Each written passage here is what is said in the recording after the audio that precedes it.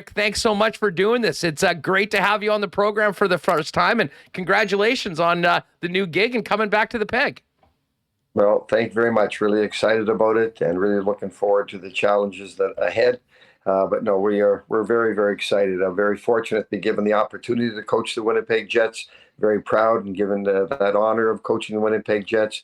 And listen, really excited about it and looking forward to getting the thing going again in September. Hey, I've got to ask you about Canada Day.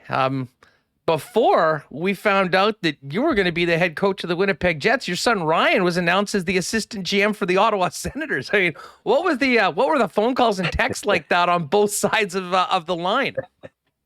I'll take you back a couple of days prior to that. My daughter-in-law is married to my son Ricky. She is the vice president of suite and ticket sales for the Colorado Avalanche. So her team wins the Stanley Cup. Ryan, a couple of days later, Ryan got his gig as assistant GM with the Senators. And then a couple of days later, my announcement came through. So we had quite a week, but we were very excited for Ryan. He's worked hard. He started with the Atlanta Thrashers. They moved to Winnipeg with them for a couple of years, went on to Pittsburgh and was their director of pro scouting prior to being named the assistant GM in Ottawa. So we're very happy for him, very proud of him, but we do know he's worked very hard, and we know he's going to make the best of that opportunity as well. So about yourself, I mean, you talked a little bit about it when you were introduced, but tell us how this all came to be, when you started talking to the Jets, and at what point it became clear that this would be a good fit and you wanted to take the gig. Well, so a couple of days, so probably a week prior to the announcement, Chevy and Larry and Zinger called me. Just first question was, would you be interested in interviewing for the job? And absolutely. Like Judy and I were talking, we don't, so we don't need a job. We don't have to go to work. If we go to work, we want to go to work with good people. And the ownership with Mark Chipman and the management they have, they're really, really good people. And we're very excited to work for them.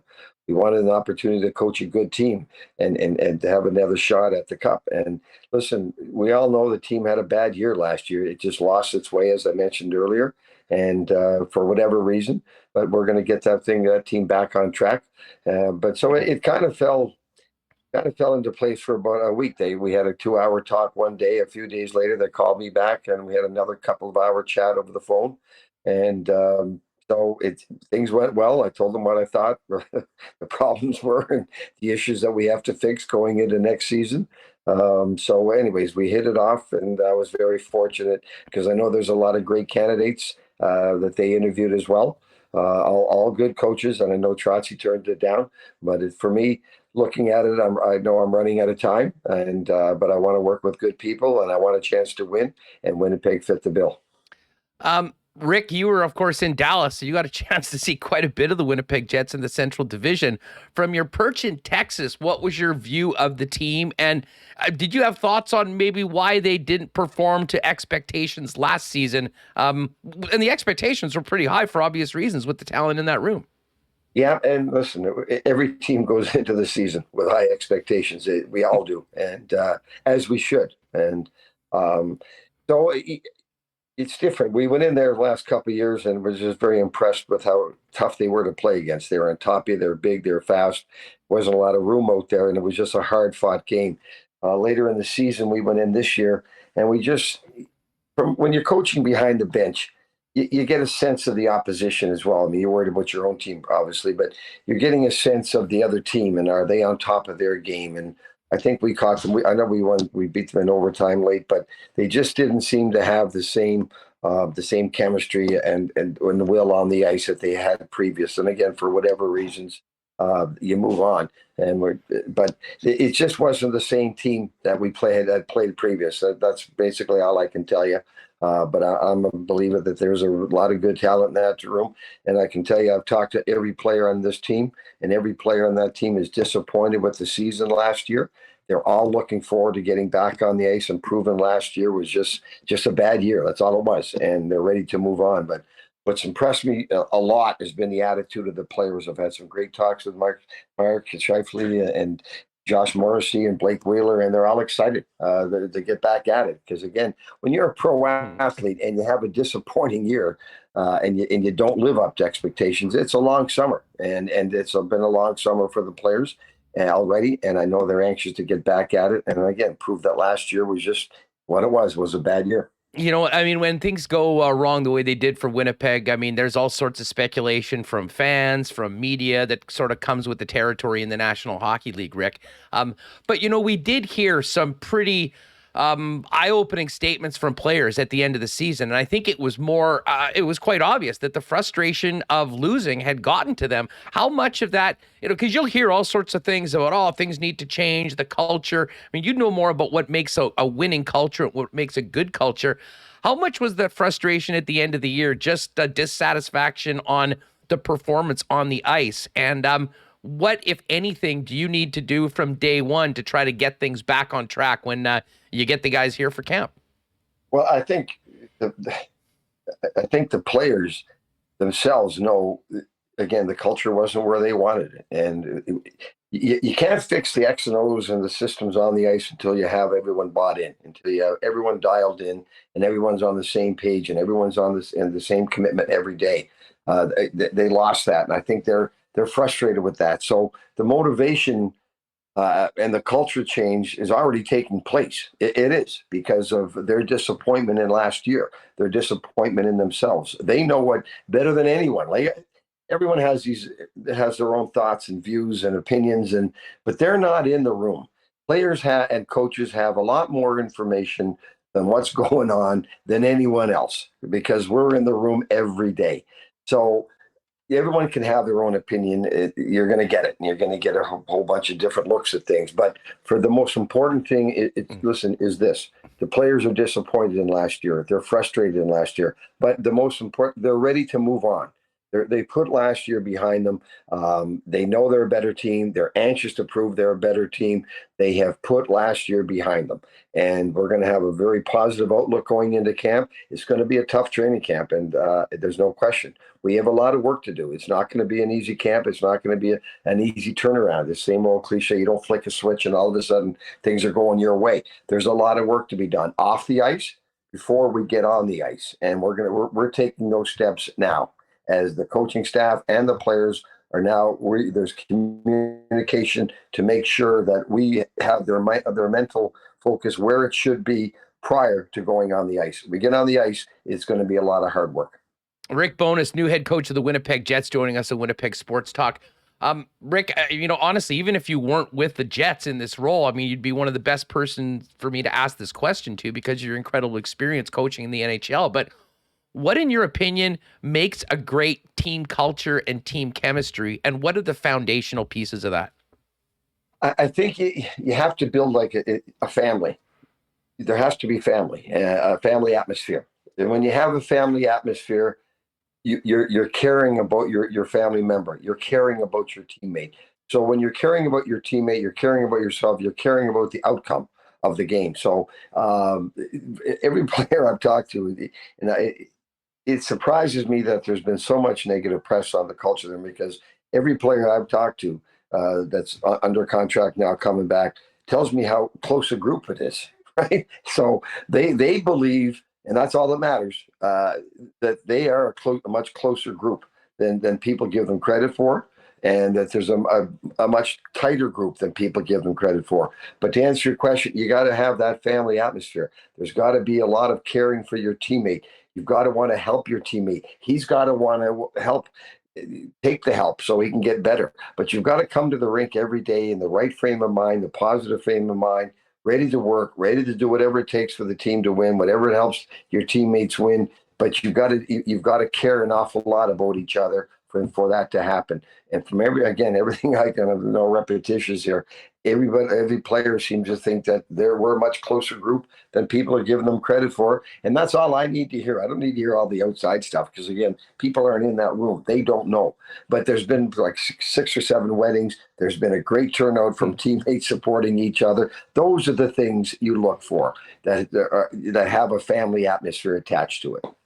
You mentioned talking with the players, and you mentioned some of the main guys. I know Mark Scheifele and Blake Wheeler and Josh Morrissey. What were some of the first conversations you had, maybe with some of the younger players? Did any of them stand out as far as something that was funny, or just that really kind of took you back, that you maybe didn't expect in a player when you talked to them for the first time? No, not really. I don't know the players as well as I'm going to before the season starts, and as well as I'm going to over the course of the season. But no, nothing really. But honestly, I was struck just by how sincere they were, that they know they're better than what they showed, and they really, that's the most important thing, right there. Uh, so that's the motivation they have during the course of the summer with their workouts, preparing for the up and coming training camp, preparing for the upcoming season. But there was nothing really strange. They're all very optimistic, very excited. Yeah, very positive, and it, it was unanimous. Like, we can't wait to get back on the ice. Can't wait to get everybody back together, working together, and get this thing on the right track again. I mean, after a disappointing season that the team had, but considering everything you've said, I mean, do you think this team maybe goes into next season with a bit of a chip on its shoulder, trying to, prove many of the naysayers wrong, and say like last year was a bit of an aberration and that they are much better? Or does last year not mean a damn thing, and you start off fresh day one with a new feeling, a new head coach, and a new mission? That's it's all of that. It's all of the above. You have to have a chip on your shoulder. You do. You got to play with swagger. You got to play with some swagger, and we're going to talk a lot about that. So the chip on the shoulder comes from the disappointment of last year, and self motivation. I'm better than that. This team is better than that. So it's everything you just mentioned, and but the excitement is there. The enthusiasm is there. The positive outlook from the players is there, and that's what I want to hear. I'm not hearing all the doom and gloom stuff. And again, the players we've all put last year behind us, and that's the most important thing. And we're going to move on, and we're going to have a positive outlook going into camp. And it's going to be a tough camp, but it's going to be a productive camp. And when the puck drops October 14th, we're going to be ready to play. Rick, obviously the city and the organization and the hockey world's a little different from the 1.0 era to 2.0, but I mean, you were here as a player, you were here as a coach. What was it about Winnipeg that made you excited? Like, aside from the organization and the team on the Jets, but the city, your memories of it, that thought that this would be a great place to continue your head coaching career? Listen, we were there for the first whiteout.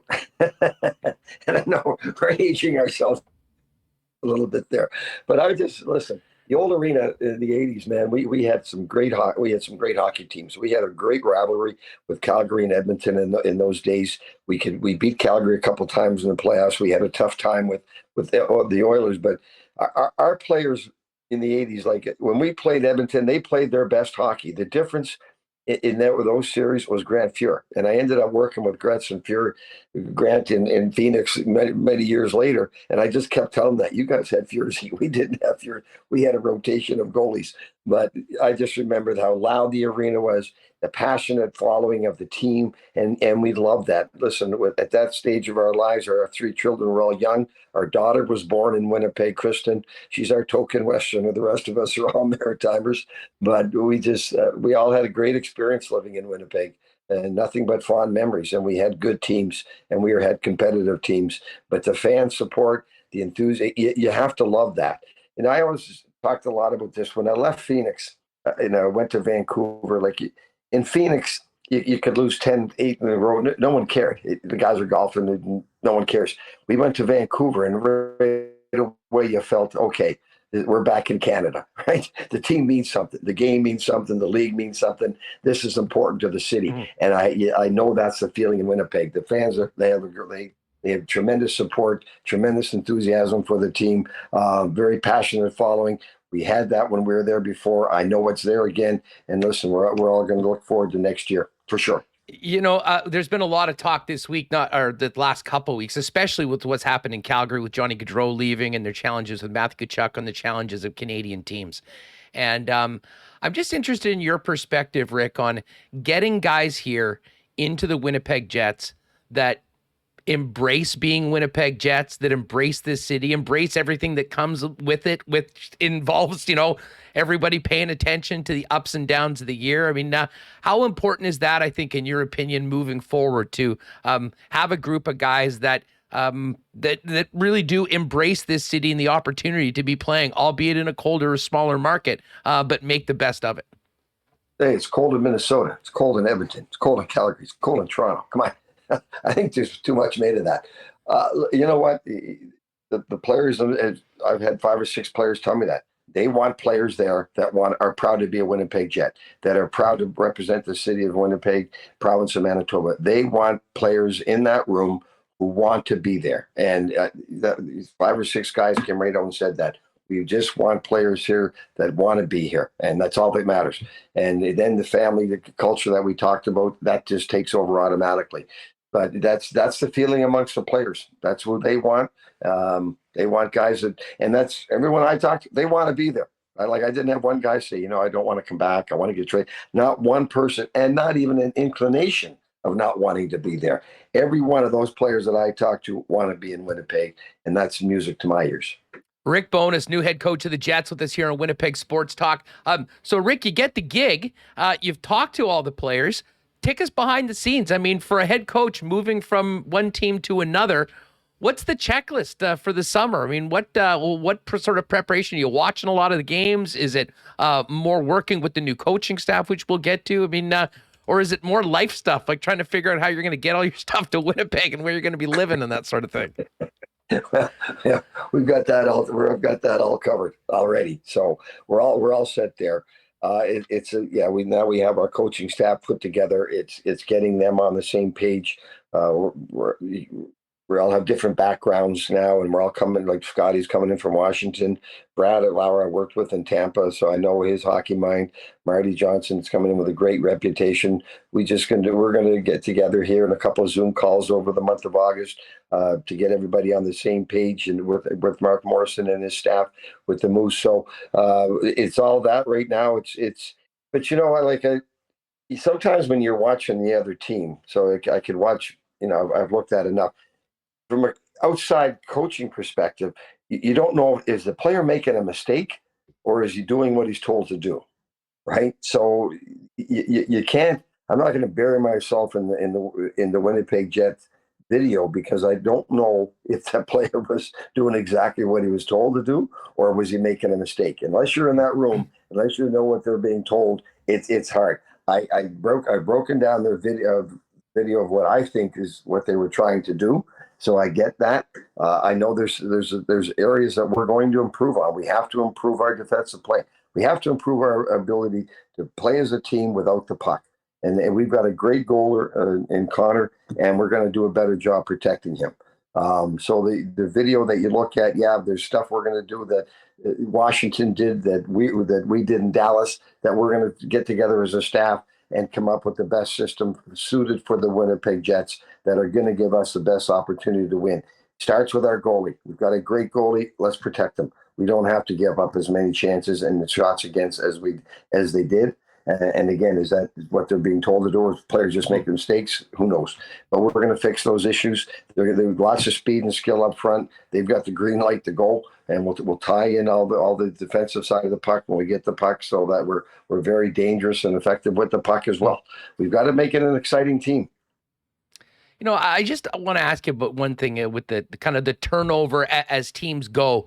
And in Dallas was a perfect example. I mean, you had Jamie Benn and Tyler Seguin that were the big guys on that team, the most highest paid players. And over the last couple of years, you saw the emergence of Rupee Hintz, Jason Robertson, certainly Heiskanen on defense.